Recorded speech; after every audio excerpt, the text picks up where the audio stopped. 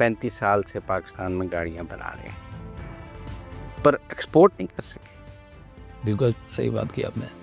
देखिए, एक तो ये है कि अच्छी खबर मैं आपको ये दूँ कि एक्सपोर्ट हमने तो शुरू कर दी, ठीक है। इंडस मोटर्स ने शुरू, हाँ, हमने गाड़ियाँ भी एक्सपोर्ट की, हमने पार्ट्स भी एक्सपोर्ट किए, हमने मैन पावर एक्सपोर्ट किया है। मैन पावर एक्सपोर्ट का ये रेमिटेंस वाला नहीं है, हमारा वर्कर जापान के प्लांट्स में काम कर रहा है, तो वो मैन पावर एक्सपोर्ट है।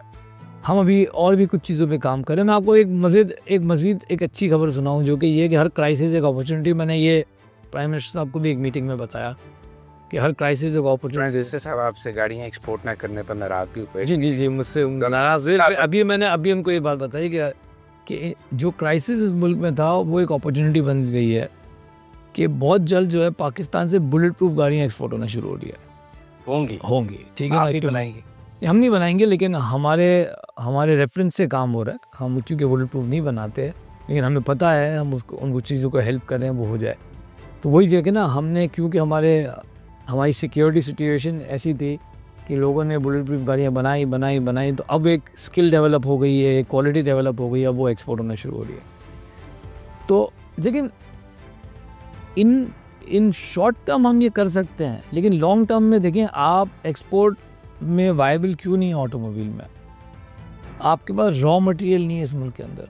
अब रॉ मटेरियल को प्रोवाइड करना मेरा काम नहीं है। मसलन जैसे आपने कहा कि हम स्टील नहीं है, सबसे बड़ा प्रेस प्लांट लगाया, हाँ, लेकिन हमारा जो शीट है वो बाहर से इंपोर्ट होती है, क्योंकि वो शीट यहाँ बनती नहीं।